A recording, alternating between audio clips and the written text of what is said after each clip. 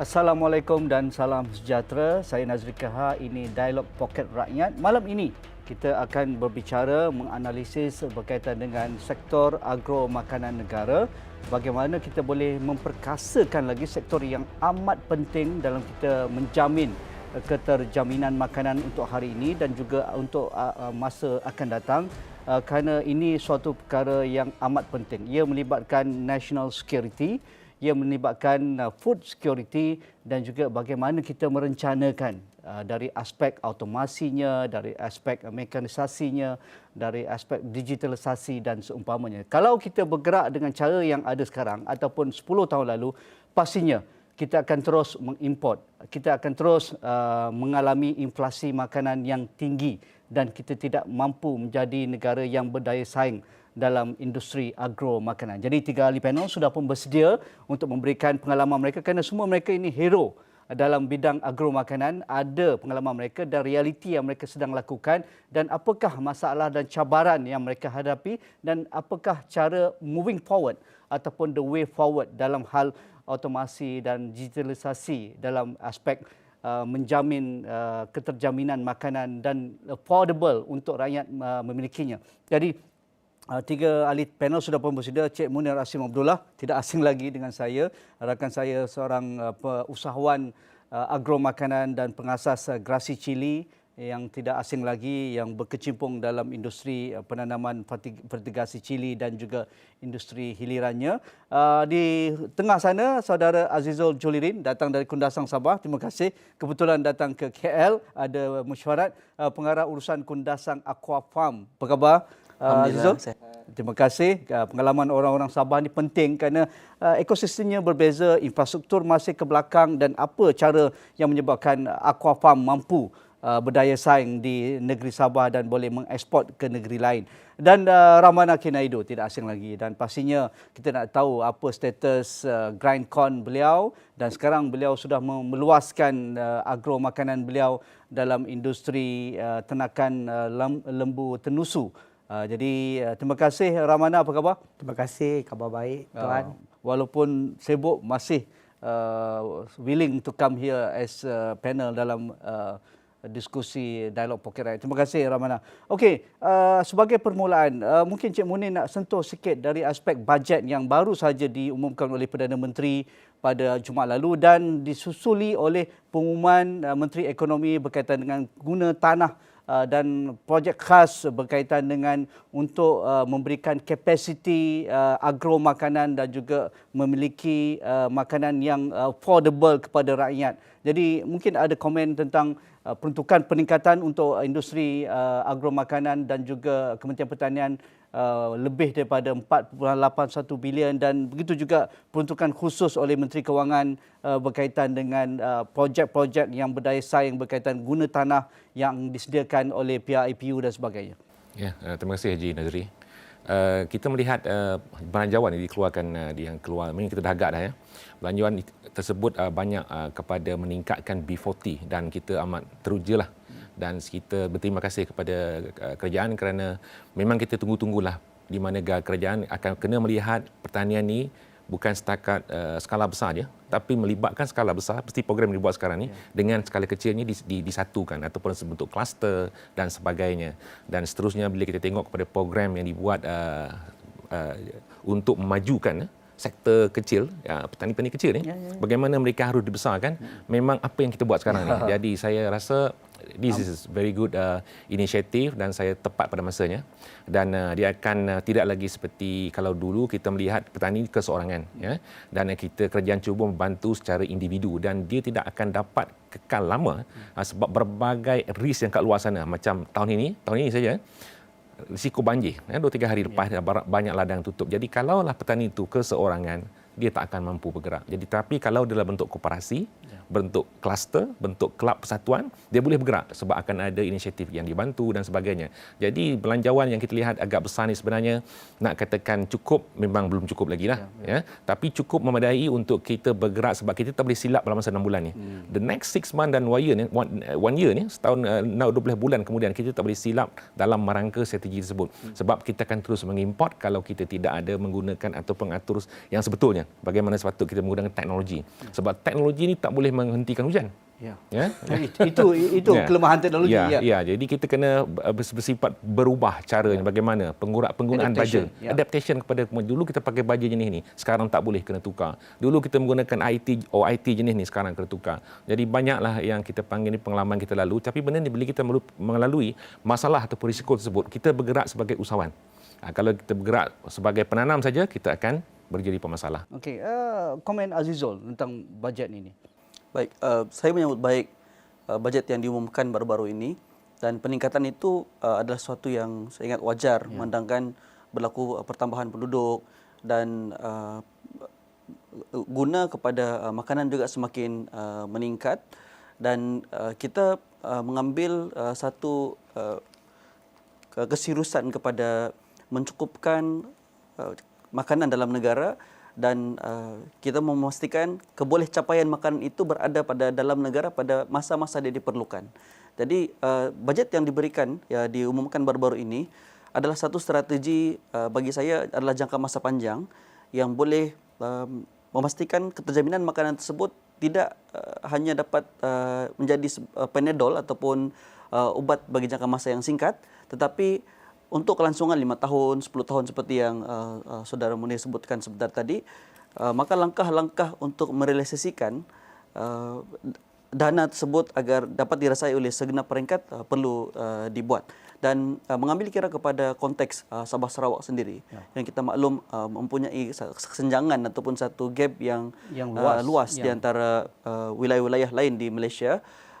Saya ingin mengangkat suara ini agar ada peruntukan khas yang boleh diberikan kepada para petani pada wilayah-wilayah ini, kerana petani dan isu yang mereka hadapi di kawasan luar bandar Sabah pastinya berbeza dengan apa yang dihadapi oleh Pantai Barat Timur. Ya. Kalau mungkin di sebelah pantai di Semenanjung ada masalah banjir dan sebagainya, di Sabah mungkin ada bencana alam yang lain. Kita mempunyai masalah lain yang perlu ditasi dengan segmen dan isu yang berbeza. Jadi dana yang diberikan pada kali ini antaranya memfokuskan kepada otomasi, digitalisasi, juga perlu mengambil kira kepada beberapa faktor, antaranya macam Sabah Sarawak ada tempat yang lain telefon pun tak ada, elektrisiti pun tak ada, jalan raya pun tak ada, tetapi ada sekumpulan manusia yang mengusahakan tanaman di sana yang kalau diuruskan dengan baik, diberikan infra yang betul, pasti mereka juga tidak akan kalah dan kurang memberikan hasil berbanding dengan rakan-rakan petani di negeri-negeri yang lain. Tunggu di situ dulu, banyak perkara yang sudah pun di-highlight oleh Azizul. Kita akan petik satu persatu. Bagi Ramana, dengan bajet yang penambahan lebih 12% untuk industri agromakanan dan juga keterjaminan makanan, dan inisiatif APR, apatah lagi dia lebih spesifik kepada inisiatif Intan untuk penanaman untuk miskin tegar, penanaman jagung, cili dan juga halia itu. Apa komen Ramana? Terima kasih Tuan. Sebenarnya saya amat bangga sebab saya nampak kami ni sekarang dulunya kita tak diwar-warkan. Dan kita ni seperti hero-hero yang tidak didendang. Dan kini kita dengan kita nampak dengan bila kita nampak dengan insentif-insentif yang diberikan dan juga bajet yang diberikan tu, dia menunjukkan mereka tahu begitu pentingnya food security ni. Dan apa yang mengambil saya punya hati dan juga saya punya mind adalah mechanization and digitalization. Bermaksud mereka telah pun menerima yang kalau kita tidak mengambil teknologi ini, kita akan tertinggal dan kita terpaksalah mengimport barang-barang makanan. Dan jikalau sebarang peperangan ataupun apa-apa masalah seperti hari itu di Rusia dan juga Ukraine tu berlaku sebarang peperangan, kita akan ada masalah inflasi harga. Dan siapa yang akan suffer adalah rakyat sendiri. So bila kita dah ada benda-benda begini, insentif begini, orang-orang muda, selalu saya cakap ni, bila bercerita pasal benda moden atau digitalization ni, orang muda yang graduate ni suka sangat. Sebab dulunya kita ni panggil petani, orang rasa macam tu. Tapi lah ni kita nampak dia orang sebagai agropreneur. So that's the thing, Tuan. Ya, dua orang ahli panel kita masih muda. Ni pun jiwa muda. Jadi memang tidak asing lagi lah. Apabila pemodenan agromakanan dan juga keterjaminan makanan, orang muda lah yang perlu menyahut cabaran ini. Cik Munir, mengapa ini perlu menjadi satu, orang kata pun benchmark ataupun tanda aras yang tidak boleh kita kompromi? Kerana apabila kita lambat, Kalau tidak disebut dalam bajet ini dan juga oleh Menteri Kewangan, kita akan sentiasa memikirkan berapa banyak lagi kita nak import. Berapa banyak lagi duit yang kita perlu belanja untuk beli makanan. Ya, bila kita menggunakan teknologi ni, dia jauh berbeza kalau kita menggunakan secara manual ya. Rasanya kalau basic kita dah tahulah kalau kita menggunakan jentera dan bila kita cerita teknologi ni juga kita tak boleh cerita secara kecil ya. Kita tak boleh beli mesin robotik tapi tanam satu biji pokok je. Tak jadilah dia ya.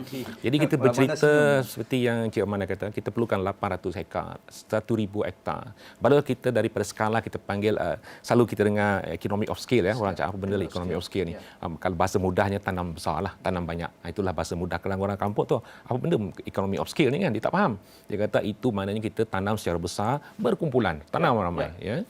Dan pengalaman kita dalam industri agro-komuniti tidak banyak kita pelajari dalam kita menyerapkan dalam agro makanan. Kerana agro community kita sampai ke world class. Kita menampung pembekalan minyak sawit dunia antara yang terbesar. Dengan segala infra, dengan segala pelaburan swasta, dengan segala pelaburan JLC dan modernisasi dan otomasi, tetapi tidak berlaku pada agro makanan. Ya, dia sebenarnya sebab dulu kita banyak fokus kepada komoditi lebih besar macam sawit dan sebagainya. Sebab kita dulu tidak memikirkan bahawa makanan kita ni okey. Ya, dan take for granted ya. Sebab kita fokus kepada kita tak boleh masak nasi lemak dengan biji sawit.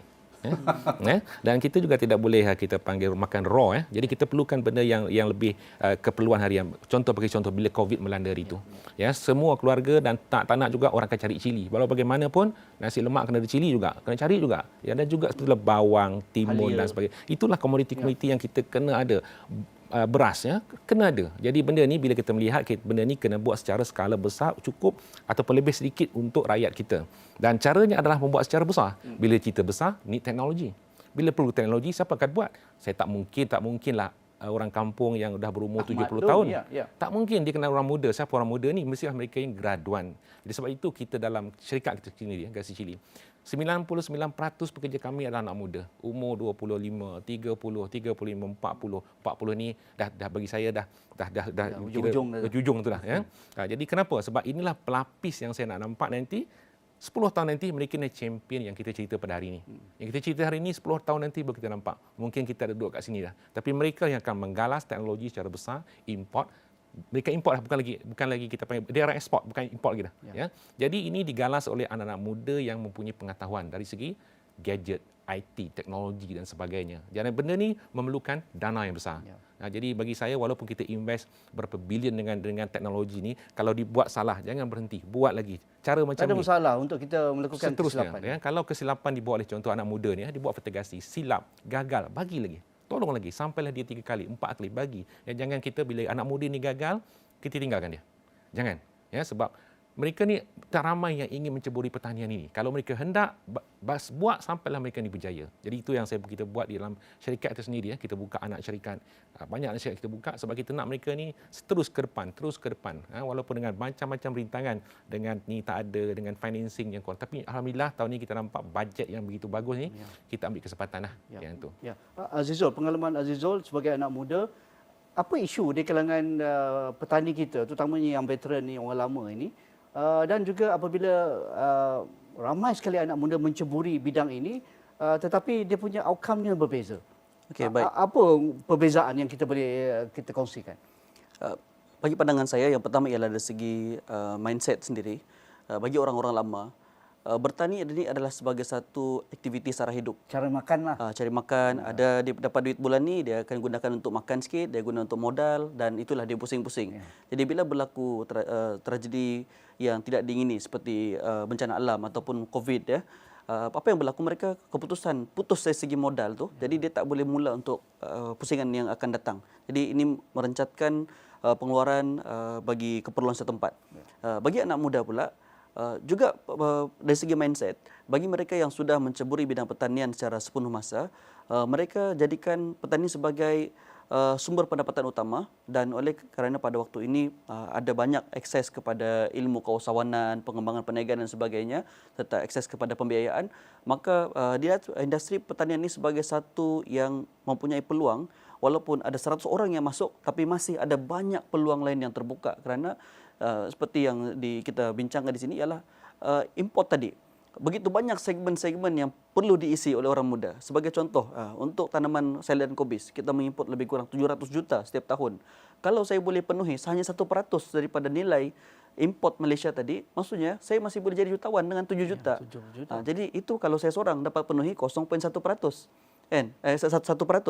Kalau ada ramai anak muda lain yang masuk ke dalam ini dan mengaplikasikan teknologi, dia tidak perlulah sampai ke teknologi yang terlalu tinggi ya.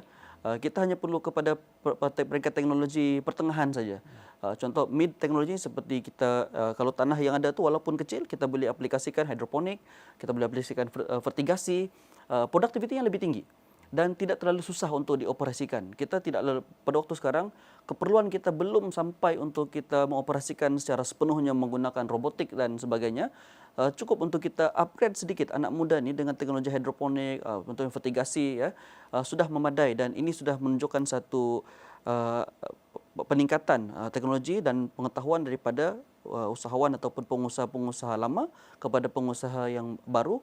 Perubahan dari segi teknologi, perubahan dari segi mindset, cara kerja, sistem kerja itu segalanya memberikan satu perbezaan yang besar. Dan ini adalah masa depan untuk pertanian negara kita. Ada beza tak lanskap pertanian agromakanan di Kundasang apabila begitu ramai anak muda seperti Azizul menceburi bidang ini dan melakukan perubahan dari aspek pendigitalan, automasi dan sebagainya. Ada tak dari sudut outputnya dan juga dari sudut pengeluarannya berbeza? Bagaimana sekarang? Ya, tampak semakin menampakkan hasil yang positif. Kerana tanah-tanah pertanian, terutamanya di kawasan tanah tinggi di Kundasang misalnya, diusahakan oleh bukan orang-orang tempatan. Kerana anak-anak generasi kedua sudah tidak mahu bekerja di kebun. Kerana ayah kata, jangan jadi petani, belajar sungguh-sungguh, kerja di luar, jadi pegawai dan sebagainya lah. Bukan gaji. Jadi tanah yang ada tu disewakan, dipajakan kepada warga asing ataupun orang luar. Jadi bila kita tunjukkan satu model perniagaan dan juga model ladang contoh yang boleh dioperasikan pada skala yang tidak terlalu besar tapi mempunyai produktiviti yang konsisten dan juga pengeluaran yang baik, lumayan boleh memberikan kehidupan kepada mereka, secara langsung graduan ni sudah kembali semula ke kampung halaman, mengusahakan tanaman mereka dan kita pula bimbing mereka macam mana mendapatkan dana pembiayaan daripada pihak kerajaan. Contohnya Geran Agropreneur Muda yang diberikan oleh kerajaan sebelum ini dan diteruskan sampai pada waktu ini. Untuk memulakan itu sudah cukup baik. Jadi tinggal saja kita perlu ajar mereka macam mana untuk menggunakan digitalisasi dari segi rekod, penjualan dan sebagainya. Untuk mereka dapatkan pembiayaan yang lebih besar daripada agensi pembiayaan yang lain. Jadi baru mereka boleh mengeluarkan tanaman bagi skala yang komersial. Jadi menggunakan tanah yang sedia ada yang sebelum ini mungkin sudah tidak subur karena sudah digunakan berpuluh tahun secara konvensional, dapat digunakan untuk pertanian juga menggunakan kaedah yang lebih moden kerana kita tak pakai tanah. Dan pakai menggunakan vertical farming dan sebagainya. Jadi ini satu perubahan yang sangat baik dan saya kira ia akan mengambil tempat kepada tanah pertanian konvensional kepada yang lebih moden oleh generasi yang terbaru. Ya, kita nak tahu juga apa cabarannya yang dihadapi oleh anak muda. Mereka tidak ada collateral, mereka tidak ada pengalaman, mungkin berhadapan dengan masalah birokrasi. Nanti simpan dulu. Bagi Ramana, pengalaman dengan Grindcon ataupun jagung bijirin ini. Saya biasa berborak dengan Ramana, tetapi cabarannya bukan kepalang juga. Orang yang ada latar belakang juruterbang tetapi berkecimpung menanam sayur, tetapi sayur itu tak memberikan skala yang menguntungkan, tetapi mengambil satu cabaran mengeluarkan ataupun menanam Grindcon. Pengalaman dalam memodernkan minda ni, sebelum memodernkan automasi dan sebagainya, memodernkan minda para petani dan juga stakeholders yang terlibat. Okey, dulunya saya start dulu sebagai petani jugalah. Dulunya tanam kacang panjang. Tapi pada tahun 2015 tu bila saya buat study, bila harga turun dan jatuh naik kan, masa tu harga tak pasti, harga sayuran kan, saya mengambil keputusan apa barang yang kita import banyak. Dan masa tu saya realise that orang Malaysia ni makan ayam banyak. 40 kilo average satu tahun dia makan. Tapi ayam tu makan jagung. Jagung tu daripada mana? Siapa pun tak tanam kat Malaysia. Semua jagung tu kita import daripada Brazil, Argentina, Mexico. And kita tak ada pengeluaran sendiri. Bila cek balik lebih kurang dalam 3.7 million metric ton pada tahun 2016. Itu pada waktu itu. 3.7 million metric ton dan jumlahnya buat 3 billion. Tapi sekarang dengan harga lepas peperangan tersebut, Harga yang 900 satu tan tu dah jadi 1,800 sekarang. Nilainya daripada 3 bilion dah jadi 6 bilion. Automatik kita boleh nampak wang kita mengalir keluar. Itu yang satulah.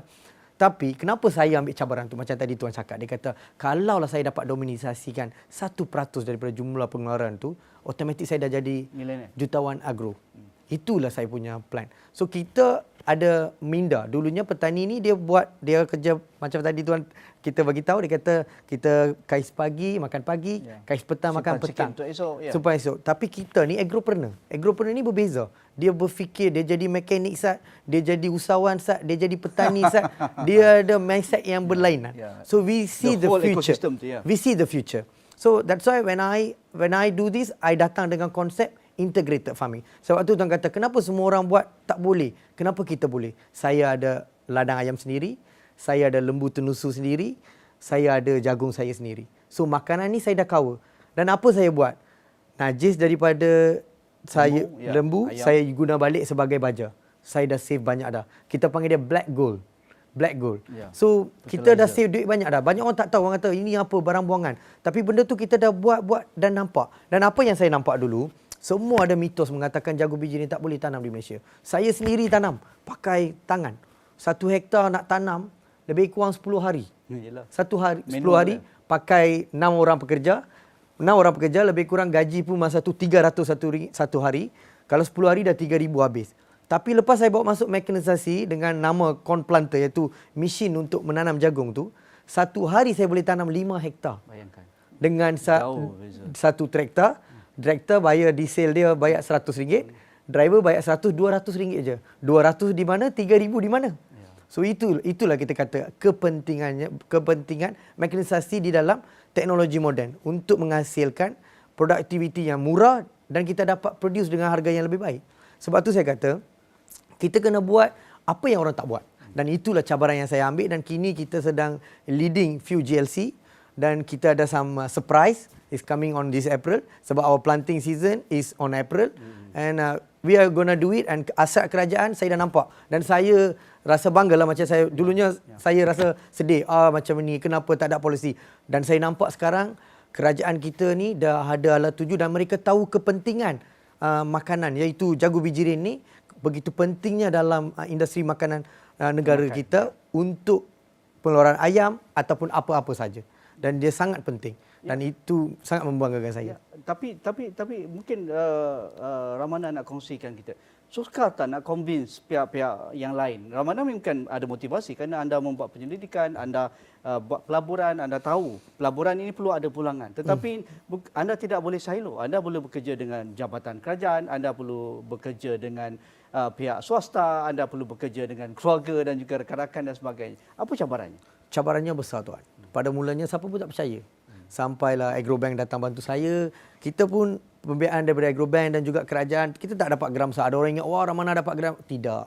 Saya berjaya sebab Agrobank dan juga saya ada orang kata apa, bimbingan daripada Jabatan Pertanian dan juga kementerian. Mereka membantu tapi tidaklah dalam bentuk grant yang berjuta, tidak. Tapi dalam bentuk loan dalam berjuta-juta, ya, Agrobank ada membantu saya. So saya nampak pada awal tu nak beli machinery tu sangat mahal. Tapi sangat mahal sebab macam Tuan tadi cakap, cost capex iaitu capital expenditure tu very big.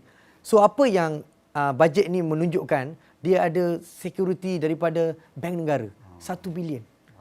And then faedah dia zero for first 6 month. Zero. And another 1 billion for SJPP, syarikat jaminan pembiayaan. Kalau kita tak cukup duit, kita tak payah garantor. Syarikat jaminan pembiayaan daripada bank negara tu akan support. It is already good track. Tak pernah berlaku. Tak pernah berlaku. Dan kita ada matching grant daripada Jabatan Pertanian dan juga kementerian. Matching grant dalam bentuk kita kita invest dan mereka reimburse balik. Dalam bentuk begini, kita tak perlulah macam dulu kita komplain. Saya sendiri pernah komplain. Ada masalah itu, masalah birokrasi dan sebagainya. Tapi sekarang kita boleh beli benda yang kita suka dan tak adalah masalah LO dan tender dan sebagainya. Bila dah kita betul-betul seorang yang layak untuk mendapatkan matching grant tersebut, kita dapat. Selepas tu kerajaan datang dan verify dan memberikan kita kita membuatkan reimbursement tersebut. Memudahkan kita punya urusan. Dan sebab tu saya kata kaedah dan juga polisi yang telah yang dibuat sekarang amat jelas dan sangat baik.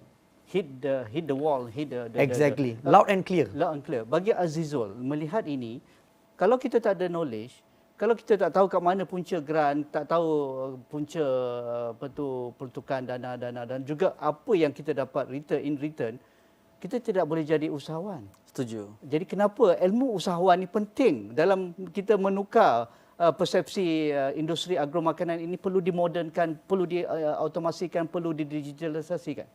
Ya, saya setuju kerana ilmu inilah yang membezakan di antara petani konvensional dengan petani muda ya walaupun dia pada agropreneur walaupun pada mungkin usia dia mengusahakan tanaman ataupun perusahaan tersebut masih singkat, Ya, baru tapi setahun jagung lah. dia boleh mencapai tahap yang tinggi seperti Cik Ramona sendiri. Saya ingat pencapaian beliau mengalahkan orang yang mungkin ada pengalaman menanam jagung lebih daripada 20 tahun. Kerana ilmu walaupun pada pengajian di universiti berbeza, tetapi kerana ilmu pengetahuan itu membezakan kita. Dan di kalangan usahawan muda sebenarnya, akses ilmu pengetahuan ini lebih luas kerana kita terdedah dengan digital, dengan celik maklumat yang boleh didapat di hujung jari. Dan inilah yang masih kurang pada kebanyakan petani-petani tradisional. Dan seperti saya sebutkan tadi konteks Sabah Sarawak sendiri. Banyak kawasan yang masih lagi belum merdeka dari segi digital dia. Kerana ada banyak kawasan yang belum ada lain telefon, apatah lagi internet. Jadi bagaimana mereka mendapatkan informasi-informasi seperti ini? Kalau informasi tersebut hanyalah berlegar di sekitar informasi kementerian ataupun jabatan-jabatan yang kita tahu pejabat-pejabat ini dia hanya berada di kawasan-kawasan bandar ataupun ada akses internet dan sebagainya. Jadi ilmu pengetahuan juga yang diperlukan ialah dari segi selain daripada pengetahuan semata-mata, mereka perlu beradaptasi dengan kemahiran terkini. Kerana untuk mereka mendapatkan mesin ataupun mendapatkan teknologi tanpa mereka mahir menggunakan apa yang diberikan oleh kerajaan tadi, akhirnya tidak akan mendatangkan apa-apa output juga. Ya. Jadi ini yang kita risau kerana kalau kerajaan sudah ada polisi yang bagus, sudah ada capital tadi, dan saya difahamkan antara 10 juta bajet akan memanfaatkan lebih daripada 100 pertubuhan peladang misalnya melalui program pendigitalan ini.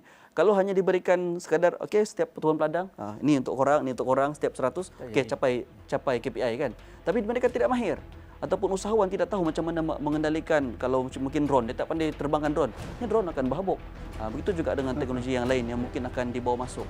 Jadi sekarang selain pada pengetahuan perlu ada upskilling kepada petani muda ataupun juga pada petani yang sedia ada.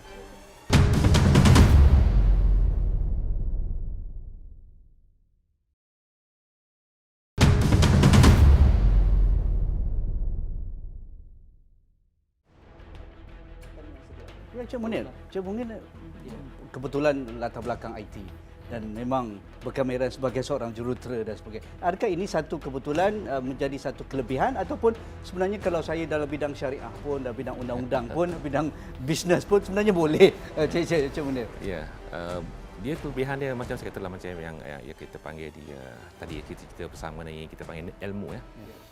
Ilmu memang kita kena ada. Tak kisah kita engineer ke lawyer ke pilot ke syariah ke. Tapi digging the information kita panggil. Sekarang information bukan macam dulu. Buka je Google, type lah apa benda, semua dalam kat situ. Jadi itulah bagi saya satu very powerful weapon. Kalau nak tak tahu pasal aeroponik, type aeroponik. Tak tahu pasal kompresor benda, type dekat situ kita dah dapat. Jadi ilmu tu bukan lagi susah untuk kita cari. Ya. Cuma berkenkangan macam saya kata tadi, kalau kita tak ada ilmu nak mencari ilmu, payah juga. Ya, seperti macam tadi itu kalau kita duduk di kampung, bagaimana kita nak cari ilmu? Jadi kena kita sebagai usahawan, nama pun usahawan ya, agropreneur ni dia berlainan. Agropreneur ni dia resilient. Ya, maknanya dia bukan jenis orang yang akan mengalah menunggu walaupun duit ada RM10 di poket tu. Ya, walaupun bank tu tinggal RM10 je lagi. Dia masih ke depan dan ke depan. Itu berbezanya bila kita jadi usahawan ni, ya. Dia tidak melihat walaupun semalam tu tak mampu nak beli KFC ya. Tapi dia lihat 20 tahun nanti dia akan beli kedai KFC tu terus. Itu beza dia. Ya. Saya suka. Ya, itu penting. Jadi saya selalu macam sekarang, kita bila kita cerita pasal digital, tajuk kita berdigital. Ya, bila kita cerita digital ni, kita kena melihat bahawa adakah digital ni akan membantu kita atau akan merancatkan. Ada dua kat situ. Ya. Sebab bila kita, contohlah kita nak otomasikan secara penuh pertanian ni, kemungkinan B40 banyak hilang pekerjaan. Betul. Jadi sebab itu bila sahabat kita kata tadi, perlunya kita menggunakan contohnya hidroponik cukup lah. Mana kita guna teknologi, gunakan, jangan over design. Saya selalu cerita, jangan over design teknologi. Overdo, over Ya, design. jangan design sebab nak bagi ladang tu cantik supaya kalau drone tu terbang dia ada lampu, dia berkelip-kelip sana sini menjadi 20,000 ekstra. Jangan, ya. Kalau drone sekadar boleh angkat harga 10,000, itulah kita kena beli. Jadi barulah bajet 10 juta tadi tu digunakan sepenuhnya. Maksimum mungkin. Ya. Lepas itu juga dia tidak terlibat bila kata digital ke sini, bukan digital sekat drone je. Bila orang kata digital drone, seorang sebut itu kan. Digital ni termasuklah nak digitalkan kita punya syarikat. Ya, Dari account. segi akaun kita, dari segi kita nak panggilnya nak dedahkan. Bila kita agropreneur ni, bila kita buat petani ni lah, ya. Kalau kata ilmu, cerita pasal ilmu tadi, dia bukan setakat ilmu pertanian. Juga kita kena ada ilmu akaun. Kena juga kita ada project manager. Kita kena ada juga itu agronomisnya. Kena ada kat situ lawyernya, legalnya, secretariatnya dan sebagainya. Jadi bila kita cerita pasal peluang pekerjaan untuk agro pertanian ni, sebenarnya luas ya. Di syarikat kita ada chemist, kita ada electrical, kita ada nutrition. berbagai-bagai kat situ. Tapi buat apa? Pertanian. Jadi digitalization ni dia bukan tak terhenti dari segi Luas. robotik kat situ. Dan bagaimana kita nak menyerapkan ini dengan Cik Munir nak ceritakan sikit. Ya. Ketika awal-awal saya sempat ke ladang bersama Cik Munir di satu wilayah di Selangor itu dan membuat perbandingan sistem IoT yang mereka lengkapkan ladangnya begitu canggih tetapi terpaksa outsource dengan satu syarikat swasta dengan harga yang berpuluh ribu. Tetapi dia punya ruang lingkup penggunaannya begitu terhad berbanding apabila saya ke ladang Cik Munir, hampir kesemuanya boleh digunakan dengan IoT, boleh monitor CCTV, boleh monitor penyiraman baja, penyiraman air dan sebagainya, boleh tengok pekerja tengah bancuh benih dan sebagainya. Tapi ketika itu saya lihat ahli persatuan itu terpaksa menggunakan modal yang geran yang digunakan untuk membayar syarikat ini saja. Jadi mengapa ini tidak boleh diulang lagi? Cara-cara lama berniaga atas berniaga dan akhirnya petani-petani kecil, pekebun-kebun kecil ini hanya mendapat geran dana-dana ini untuk menggunakan servis-servis yang begitu mahal dan tidak terbukti lagi kejayaannya berbanding apa yang dilakukan oleh Generasi Chili. Yes, macam saya kata tadi ya, dari segi teknologi ni, kalau petani kecil ni, ya takkan kita nak bagi dia robotik ya kat situ sebab sekilang ladang dia pun 1 ekar je. Betul. Ya. Dan kalau kita buat ladang yang besar pula, macam saya pernah design, macam Haji Nazri pernah tengok, kita design, kita tunjukkan bahawa teknologi ini tidak semahal yang kita jangkakan. Ya. Contohnya kenapa China boleh keluarkan kereta yang murah? Ya, kenapa mereka boleh buat satu Gadget teknologi? bergerak. Gadget. Sekarang ni kalau nak beli handphone yang murah, RM100 pun ada. Tapi complete Android. Ya. The latest Android dalam tu. Ada pula telefon macam tu. Walaupun tak ada jenama, tapi boleh dibuat. Dan boleh diguna pakai. Ya. Sama juga dalam pertanian. Kalau kita beli, kita ni berniaga. Ya, kita berniaga. Kita berniaga, kita bukan Mesti nak ada showcase. untung rugi, ya? Ya, macam saya buat voice command dekat ladang saya. Tak pakai pun. Tapi saya nak tunjuk bahawa boleh dibuat. Dengan harga yang hanya Itu beza antara nak tunjuk showcase antara nak pakai untuk berniaga. Jadi itu sebabnya penting kat sini kita melihat bajet yang kita ada ni, saya faham kerjaan sekarang ni agak nipis lah. Rigid, ya. Rigid. Jadi kita nak pastikan dalam 12 bulan ni teknologi tersebut diadaptasikan, ada dia punya impact, bukan penghabisan bajet. Bukan nak habiskan. Habis bajet tapi tak ada impact, tak guna juga. Ya, dan petani-petani kecil ni dikumpulkan contoh di Kundasang. Dia dijaga oleh saudara kita. Ya, dan dia akan pergi sebab kita faham yang Pusat usahawan pengumpulannya, tua-tua ni ada yang lama-lama bukan logistik. tua yang lama-lama ni yang pattern ni mungkin mereka tak mampu pun nak tekan Google tu. Tapi kita ada anak-anak muda yang gunakan ilmu mereka untuk membantu mereka dari segi teknologi tadi. Ya, teknologi ni saya kata tengok kepada level. Mungkin kalau kecil ni teknologi ni sekadar memancuh baja. Yang besar sedikit mungkin pakai mesin. Yang besar lagi contoh saya tengah buat sekarang ni, guna drone, besar lagi. Mungkin ada yang lagi high impact, my organic sebagainya, kita guna rumah hujan dan sebagainya. Dan dalam tu kita guna robotik. Itu untuk pasaran ke luar negara, contoh harga cili itu ataupun mungkin harga RM100 ataupun untuk pharmaceutical. Sekarang pharmaceutical very expensive. Kita guna yang tu untuk teknologi tersebut. Jadi teknologi ni bukan satu fasa kita panggil kata nak IoT kan teknologi RM30,000. Tidak. Saya pernah nampak ladang harga dibuat RM200 je. Pun teknologi juga. Ya, bila kita letak satu kamera dekat ladang tu, kita dah panggil IoT dah tu dah, Internet of Things. Sebenarnya IoT ni dulu orang kata elektronik. Kadang-kadang orang kata benda tu dah ada lama dah dulu. Cuma bahasa dia berubah. Dulu orang kata HTML 5.0. Dah tak ada cerita pasal HTML dah. Kan dulu kita dulu buat website sampai 20,000 Sekarang buat website percuma je. Ya. Ya, itu. Okey, pengalaman Ramada. Ramada pun ada cerita yang sama. Beliau cerita-cerita pasal mesin pengering tu. Okey. Tak perlu membeli dengan capex yang tinggi tetapi menggunakan Jabatan Pertanian tetapi utilizationnya maksimum dan harganya begitu affordable. Okey. Saya merupakan orang yang pertama lah yang bawa masuk portable mobile grain dryer di Malaysia sebab dulunya ada mitos mengatakan jagung biji ini tak boleh tanam. Betul. Sebab kos mengering ni sangat mahal. Of course mahal. Tanam di sini bawa 300 km pergi keringkan. Tanam di sini dan dah lebih daripada 24 jam, of course jagung tu akan rosak. Dan tanam di situ and then tunggu sampai 2-3 hari pakai matahari duduk tengah ni dan kita punya climate humidity is very high. Of course rosak. So apa saya buat? Saya pergi China, saya pergi Thailand, saya pergi India. Lah saya dapat portable. Macam mana? Macam tuan tadi cakap. Kenapa saya perlu pakai duit juta nak beli something but I can buy the same purpose punya barang dalam bentuk yang sama tapi lebih value for my money. Yeah. So I carilah portable mobile dryer tu dan saya bawa masuk ke Malaysia. Dia dapat keringkan 3 tan jagung tu dalam masa 3 jam. One of the fastest in the world. One of the fastest and it's the cheapest in the world. The technology is from India. And selepas saya bawa masuk, I rasa sekarang kat Malaysia ni kurang-kurang ada 20 biji dah. I was the first one who introduced that. So that begitulah. So saya rasa bangga jugalah sebab apa yang saya mulanya orang kata, budak Mustahil, ni budak ni gila, nanti jagung dia akan jadi popcorn. Tapi orang yang kata gila tu dah jadi kawan saya sekarang. So itulah maksudnya. So sebab tu orang akan tanya saya, will still have the job. Maksudnya, Kalau tak gila tak jadi macam ni. Mesti gila. Betul, ya, mesti ada gila tu. Bila kita tak ambil adaptkan ke teknologi ni, memang kita akan ketinggalan. Sebab tu teknologi super important. Dan sekarang kita boleh bawa dryer tu daripada Mobile, utara ke selatan. Saya pernah bawa daripada Kedah pergi ke Johor. Daripada Johor pernah pergi ke Kelantan. Dari Kelantan balik ke Perak, balik ke Kedah. So that is how we move it. So benda yang kita buat tu kena berguna kepada orang lain dan perlu berguna kepada kita. So itulah yang saya rasa. Yang mesin Kubota tu, yang untuk yield tu, untuk tuai tu. Okey, yang tuai tu masih lagi dalam peringkat percubaan. Tapi saya dah ada corn header, dah tukar dah. Dulunya kita pakai tuaian tu menggunakan dia macam padi lah. Sebab Kubota ni dia ada 2 cara. So bila kita punya pengalaman ni kurang, kita beli berdasarkan daripada pembekal. Macam tadi saya cakap. Supplier lah. Supplier nak jual barang. Supplier nak jual barang tapi dia tak tahu apa yang petani nak. Apa saya buat, saya pergi belajar tu. Bila saya cerita, tak, this is the right way.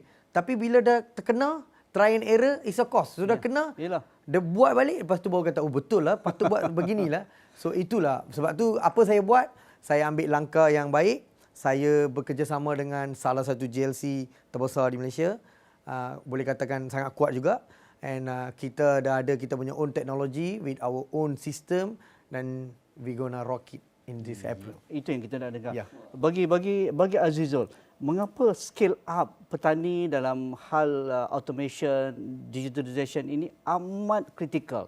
Kalau tidak ada pemikiran untuk menaik taraf ataupun menggunakan cara-cara baru pertanian seperti yang dikatakan Encik Munir tadi, kita perlu wujudkan koperasi, kita perlu wujudkan satu gabungan-gabungan petani, kita perlu ada ladang kontrak yang hebat dan kita tidak perlu buat semua benda. Mengapa ini satu model yang perlu dijadikan mainstream kepada petani dan agropreneur? Ya, kerana dunia berubah. Dan sesiapa yang tidak berubah, dia pasti akan ketinggalan. Dan itu adalah keperluan pada waktu sekarang. Kita tak boleh bergerak seorang. Atau tidak boleh hanya rasa saya lah yang terbaik pada zaman saya. Dia tidak boleh hanya membawa nostalgia begitu. Tapi perubahan itu, kita mengambil contoh jenama yang terkemuka dunia, telefon bimbit misalnya Nokia. Dia kata, saya tak buat salah, tapi pesaing saya terlalu hebat. Kan? Dia salah, semua orang salah. Kecuali saya yang tak salah kan. Jadi itu juga yang berlaku sekarang. Kalau kita tidak membuat satu perubahan, bukan sekadar pada aspek operasi, maksudnya kita bukan sekadar olah kita punya pengoperasian kepada bentuk otomasi, mekanisasi, tapi juga dari cara berfikir, cara bekerja. Kalau dahulu, Encik Munir sebutkan sebentar tadi sekarang ni digitalisasi itu bukan sekadar kita kata kita nak mesin ataupun teknologi semata-mata. Tapi contoh semudah nak buat pembayaran pakai QR code. Semudah itu perlu bermula pada setiap individu petani tadi. Okey, contoh di Kundasang sendiri orang datang ke Kundasang untuk bercuti, membeli tanaman misalnya.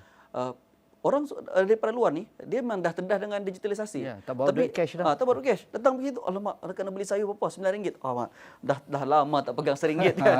Semua kena cashless kan. Jadi semudah itu kita dah kena mula biasakan kepada, kalau boleh bukan lagi bukan petani, budak kecil nak pergi membeli ke mana-mana, saya pakai bus. Saya pakai jadi dia perlu Shopee. jadi satu pembudayaan daripada sekecil-kecil, daripada rendah-rendah tahap pendidikan sehinggalah kepada apa jua kerjaya, termasuklah kerjaya petani itu sendiri. Dan untuk kita mendapatkan mass production, koperasi, kelab, perkumpulan, ini satu kaedah untuk kita mendapatkan jumlah terkumpul yang banyak dan skill masing-masing ada dia punya peranan dia masing-masing. Mungkin ada suara ni okey, dia boleh tanam macam ni dan kita boleh merancang. Pengeluaran tu tidaklah berlebihan dan tidak berkurangan. Tapi pada satu tahap yang lain yang mungkin boleh kita bincangkan juga ialah bagaimana untuk proses post harvest itu tadi. Pengumpulan itu juga perlu dimodernkan, perlu diotomasikan. Mungkin kita boleh bawa pada perbincangan yang lain, saya kira. Tapi saya nak tanya tentang itu juga. Cik Munir ada pengalaman terus berkaitan dengan pengumpulan, perkumpulan, koperasinya dalam bentuk, terutamanya bagi kelompok B40 ataupun petani kecil. Ya, kalau kita cerita pasal berkumpulan, memang kita buat benda ni dah lebih 7 tahun. Dan dari segi pengumpulan peserta ni memang dia agak, kita panggil ni, dia agak rumit disebabkan benda ni baru. Jadi penerimaan tu agak susah sikit. Tapi kita sebelum ni dah dengar ladang kontrak, kita dah dengar fungsi-fungsi jabatan kerajaan, pungut daripada petani tetapi jual dengan harga sekian-sekian dan sebagainya. Apa bezanya? Okey, beza ladang kontrak yang kita ada sekarang ni berbeza dengan sebelum ni. Sebab dari segi kita panggil bukan, bila kita buat ladang kontrak, kita buat komprehensif ladang kontrak. Komprehensif ni maknanya kita pergi A to Z lah. A to Z sampai kepada pengawalan dari segi pekerja, dari segi hasil, supply chain dan sebagainya. Cerita ya. Jadi mana rantaian pertanian dikena menyeluruh. Dia tak boleh setakat kontrak saja. Ataupun contoh kontrak yang simple lah. Dibagi benih, dia tanam, kalau ada hasil nanti saya beli. Itu tak boleh. Soal jawapan dekat situ, kalau ada hasil, sepatutnya kat situ Mesti kita ada akan hasil. pastikan dia akan Mesti berhasil ada hasil. dan hasil. Lepas tu pembelian pula. Dia tidak boleh beli kalau harga naik ataupun kalau harga menjunam ataupun harga yang tidak masuk akal. Jadi bila kontrak ni kita ada satu harga yang tetap. Jadi itu satu sangat penting, sebab itu bila kita dengar harga rambakan dan sebagainya, sebab kita tak ada proper kontrak sebenarnya. Kita Maksudnya tak ada kontrak. tidak ada istilah lambakan kalau betul sistemnya. Memang ia sebenarnya lambakan ni bila kita panggil, bila kita tidak kita tak ada market sebenarnya. Macam cerita tak ada market lah. Ya, tak ada market sebenarnya. Dia tanam. Sebab kenapa dia tanam? Sebab dia pergi kursus malam. Dia pergi kursus, dia bersemangat sebab dikatakan kalau jadi tanam petani cendawan, akan tanam jadi cili. jutawan terus. Bukan jadi orang kaya, jutawan terus. Jadi dia pun keluarkan duit 60,000, keluarkan daripada SB, terus tanam 5 ekar terus. Bila sudah berbuah, dia nak pun jual kat telefon, siapa tu? nak dijual. Jadi itulah masalah dia. Jadi dia pun menangis dekat Facebook. Jadi yang saya kesian tu adalah Jabatan Pertanian akan dikena ban. Kenapa import cili? Kenapa import cili kan? Adakah betul mereka import cili? Kenapa tak cukup cili? Sebab kita jadi nak semua nak jadi hero tanam cili. Semua nak jadi hero tanam cili. Ujung-ujungnya ia tanam, saya tanam, Encik Nazri pun tanam. Jual RM5, saya RM4, RM3 lah dia RM1. So, semua jual RM1 lepas itu. Muntah. Habis sudah. Jadi itu saya kata, bila kita tak ada satu strategi, tak ada proper downstream, tak ada proper supply chain menyeluruh, kita kena tahu berapa Malaysia kurang, siapa yang menanam. Okey, contoh Cik Munir dalam hal kita otomasi dan juga menggunakan teknologi digitalisasi. Okey, menjelang bulan puasa dan hari raya, berapa tan cili digunakan oleh rakyat Malaysia untuk menghadapi bulan puasa dan juga hari raya, dan apa persiapan petani di bawah gerasi cili untuk menampung permintaan ini? Ya, okey. Berapa permintaan kita? Kita kena bayangkan. Sebagai contohlah. Ya, seorang saja dah makan 6 gram sekurang-kurangnya sehari. Okey. So bayangkan pada hari raya tu kita lebih banyak makan. Yalah, lebih kurang double lah. Ya. So lebih kurang kalau kita katakan 6 gram dah jadi 12 gram sehari.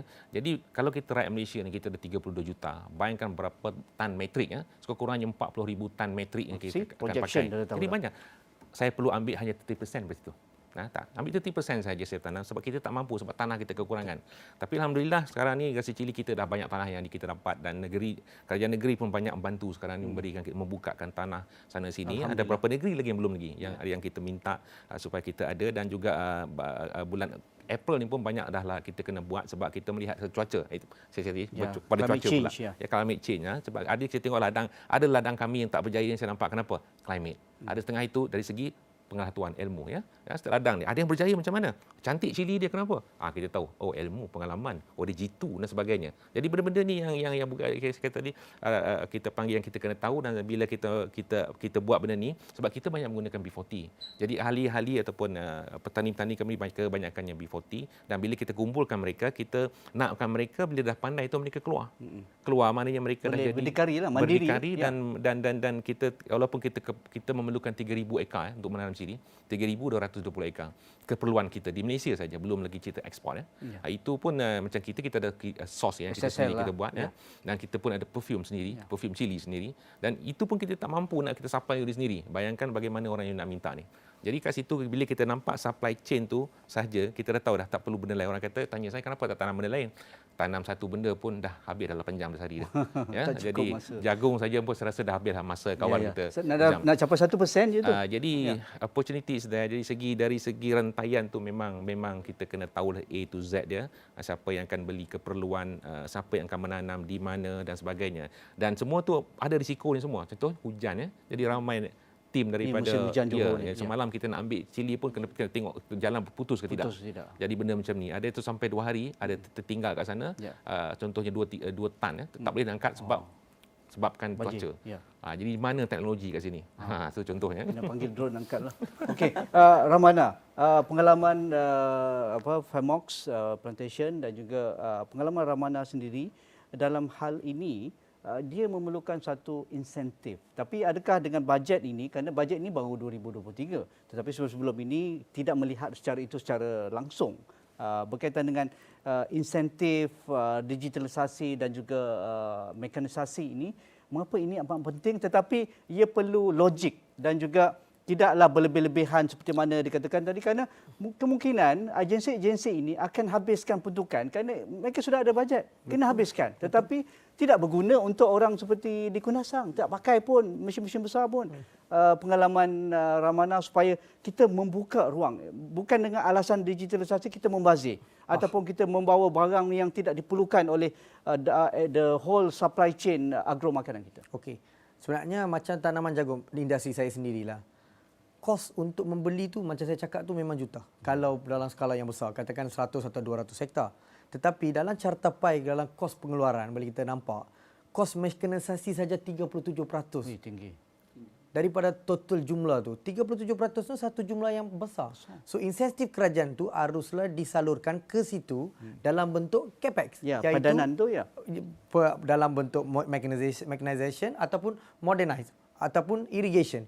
Benda-benda ni kalau buat, mereka akan buat lebih baik. Macam tadi Tuan cakap, kalau petani tu dia gagal sekali, memang orang baru akan gagal. Sebab tu mereka akan belajar. So kerajaan harus buat a plan, a policy untuk mereka. Macam saya cakap tadi, bila jentera tu dah dibelikan tu, mereka semua boleh guna dan mereka tak payahlah spend 37% tu dan 37% will be their profit. Itulah yang kita maksudnya ownership tu lah. Ownership tak tu. perlu nak dibeli. Tak payah ownership. Buat dalam bentuk pinjaman ataupun rental, seperti Tuan cakap sewaan, dalam community. Jangan bagi kepada seseorang. Sebab tu saya kata macam tadi ada satu tadi macam saya nak sentuh sikit. Tadi Tuan kata program Intan tersebut ada 800 ekar akan diguna pakai. Saya punya cadangan tadi macam Tuan kita bagi tahu. Kita kena ada satu platform. Platform ni adalah ke atas tu satu anchor, iaitu anchor yang ada pengalaman, yang tahu perik dan derita dan tahu pasal semua tu. Dan bila anchor tu dah ada, mentor tu adalah seorang yang dah tahu pasal jalan liku tu dan dia boleh bawa orang-orang baru tu pergi ke mereka. Bila kita bawa masuk satu tak adalah reinvent the wheel. No, cannot. So we have to do a copy paste module dah. Bukan try and error no more. So bila kita ada anchor yang dah betul-betul verify by jabatan ataupun dah sukses with their own fund and everything, they can lead the industry. Sebab tu daripada kerajaan memberikan wang tersebut kepada orang-orang baru, bolehlah memberi kepada anchor-anchor tersebut ataupun industri player yang lama untuk guide mereka. Program Jagung, Ehsan, Famox, macam cili, gerasi cili. Exact. Contohlah. Contohlah, ya. Saya sebut je lah. Contoh, ya. So kita boleh buat begitu. So dalam kaedah macam ni kita akan buat split out effect of water. Macam kita satu orang pass tu, yes, exactly. Ya. So itu yang patut dilakukan untuk mengurangkan kos dan pada masa yang sama untuk mendapatkan lebih banyak jutawan agro pada masa-masa yang akan datang. Sebab tu di Europe, di US kita boleh nampak petani ni jutawan. Ya. Dia ada ratusan ekar. Tapi tak apa, Ya. saya ada rakan saya bawa X5 masuk ladang. Oh. Dia tak kesian X5 dia tu. Dia redah je dengan lompat dengan apa. Itu yang saya nak tengok. Maksudnya boleh berjaya orang macam tu. Okey Azizul. Azizul, tetapi Sabah, Sarawak atau negeri-negeri yang ada masalah infra dan juga capaian internet ini, macam mana kita nak tolong petani ini? Apa cara, ada shortcut ke? Mungkin pengalaman Ramana dan juga Cik Munir nanti boleh bantu Azizul. Saya tahu kalau di pantai timur Sabah lagi teruk. Tak payah ceritalah, sampai keluar sedikit nak pergi Sendakan tu dah tak dapat dah. Kan, apatah lagi sampai ke Sempurna, Tawau ataupun ke Lahad Datu. Jadi apa perancangan Azizul dan rakan-rakan di Kundasang supaya kita lebih ramai, bukan hanya di Kundasang, ada di Tawau. Saya tahu aqua culture di Tawau memang hebat. Letak je ikan hebat-hebat yang mahal tu di kolam, di laut yang bersih di Tawau itu dah habis dah orang tempah di Hong Kong dan juga di Jepun. Pengalaman apa saranan Azizul? Bagi saya kita perlu selesaikan isu petani ini berdasarkan pada setempat keperluan dia. Keperluan setempat ya. Sebagai contoh tadi tuan sebut tentang Pantai Timur bagi mereka yang berada di kawasan pedalaman macam di bahagian banjaran Crocker misalnya, kawasan berbukit jadi bila kawasan berbukit kita buat jalan raya pun kosnya berbeza. Kita tak mungkin kos yang sama kita bina jalan di jalan tanah pamah dan kawasan di tanah bukit. Kita perlu ambil kira banyak faktor, kelincaran tanah dan sebagainya. Jadi kita mengambil kira kepada peringkat-peringkat industri tadi itu Industri 1.0 kita mula dengan mekanisasi, kemudian kita pergi kepada mass production, perlu ada production line tu IR 2.0, 3.0 mula otomasi, 4.0 kecerdasan buatan. Jadi kita tengok fasa by fasa. Kalau petani ni belum selesai mekanisasi, kita mula dengan mereka daripada guna cangkul, kita bagi dia mesin untuk dia meradu tanah. Okey. Kalau dia dah selesai begini, kemudian apa lagi yang kamu perlu seterusnya? Okey, seterusnya ialah kamu perlu ada sistem macam mana untuk ada pengeluaran daripada hasil, bawa ke tempat pengumpulan, kemudian macam mana dia boleh dijaga agar ada tahan lama sikit, disimpan sampai ada pembeli. Kemudian barulah kalau tengok okey ladang dah terlalu besar, menggunakan mesin peradu tanah sekadar tu tak memadai, maka kita upgrade kepada teknologi fertigasi pula, hidroponik. Jadi baik dia fasa by fasa. Barulah petani ini dia pun tersedia dengan teknologi sedia. Dia taklah terkejut kan. Itu yang pertama. Yang kedua, bagi saya daripada pihak kerajaan sendiri respon kepada soalan tadi tu, dana tu ada. Tapi seringkali pihak yang mempunyai akses kepada dana ni dia terlalu teruja dengan teknologi luar negara. Betul tuan? Ya? Dia kata, "Oi, ada daripada Jepun, dia ambil daripada Jepun. Oh, daripada Taiwan, ambil daripada Taiwan. Oh, di Qatar kita pergi negara-negara." Sedangkan kita memandang rendah kepada keupayaan anak tempatan. Dan silang antara beberapa kementerian. Seperti saya dulu, saya dapat dana awal untuk grant saya daripada Kementerian Sains, Teknologi dan Inovasi, bukan daripada Kementerian Pertanian. Kerana mereka melihat inovasi yang saya buat tu boleh membantu komuniti. Jadi dana daripada kementerian-kementerian lain ni, khususnya dana inovasi kita bangunkan inovator-inovator tempatan yang boleh membantu the local wisdom, membantu kearifan tempatan membantu usahawan-usahawan termasuklah usahawan pertanian ni bagi menaik skala kan perusahaan mereka. Betul. Kemudian kementerian lain pula bantu untuk bangunkan mesin ada sinergi kan. Dia tidak silo. Setuju. Dan kalau untuk industri jagung, industri cili semua kita semua ada, tak perlu cari di luar negara. Untuk tanaman sayuran saya dan rakan-rakan ada. Jadi kita kumpulkan pemain-pemain industri yang sedia ada di dalam negara ni, libat urus yang sedia ada, biarkan dana teknologi tadi itu untuk digitalisasi, otomasi, mekanisasi salurkan dengan rakan-rakan pengusaha yang sedia ada, barulah kita pun naik sama-sama. Taklah mengalir pula duit tu pergi luar untuk beli teknologi luar pula kan semua. Macam mana nak tolong dia orang ni? Kerana kalau kita hanya memikirkan format-format yang sudah established, mungkin tak sesuai di Kundasang, tak sesuai di Tawau ataupun di Papar ataupun di Port. Dan pengalaman juga Cik Munir orang Sarawak di Kanowin ataupun di Tanjung Manis tak sama macam di Kuching. Okey. Ya, memang betul. Bila kita kata mekanasi, otomasi ni, dia tak boleh satu benda. Dia akan berbeza, customize. Kundasang adalah mungkin 3 juta perlu sana. Mungkin di tempat saya mungkin juta aja. Betul. Kenapa dia perlukan satu sensitif sensor untuk detect banjir ke tidak tempat tu? Mungkin dia perlu, saya mungkin tak perlu sebab atas bukit. Atas bukit. Jadi benda macam tu maknanya the automasi and the system has to be customized. Jadi bila kita customize, siapa nak design? Soalan dia. Jadi bila kita cerita siapa nak design, itulah pentingnya universiti-universiti tempatan. Ya, jadi sebab itu bila saya pergi kepada beberapa universiti termasuk saya pergi kepada UniKL, saya pergi kepada Universiti Malaysia Pahang, mereka mempunyai teknologi kepakaran-pakaran di dalam yang kita boleh guna pakai. Malaysia ni macam saudara kita katakan, kita ada di Malaysia ni. Jadi cuma sekarang ni bagaimana kita nak mengadaptasikan teknologi tersebut kepada keperluan di Kundasang, lokal. Jadi bajet tadi tu bagi saya memang mencukupi sebenarnya. Kalau kita betul-betul serius kita nak gunakan teknologi lokal ni, kita keluarkan tak perlu canggih, tak perlu menggunakan kita panggil wire yang terlalu mahal. Wire yang cukup boleh pakai 10 tahun okeylah, tak perlu sampai kiamat wire tu tahan. Tak perlu tak perlu kita akan gunakan notebook solar ke jadi macam kita sendiri pun saya buat solar saya pasang solar di tempat saya. Belum cerita pasal solar tu. Saya import sendiri daripada China yang cukup untuk ladang. Dan bila saya pasang solar tu, saya tak perlu comply dengan MNE punya standard terpaksa sirim dan sebagainya. Kalau tidak ladang 60,000, 70,000. Jadi saya penyumpang dia pun 15,000 je. Tapi nampaklah wire saya bergerak ke sana sini. Tapi workable, it is workable. Sebab kita nak hasil, bukan kecantikan. Kita bukan buat kosmetik. Tapi kalau saya percaya, saya faham di tempat-tempat yang kita perlu di tempat contohnya di Putrajaya, kita kena cantik sebab itu adalah showcase. Tapi jadi kita perlu buat showcase kat semua ladang. Saya tak perlu buat showcase ladang saya, dia tak perlu juga. Dia nakkan keuntungan.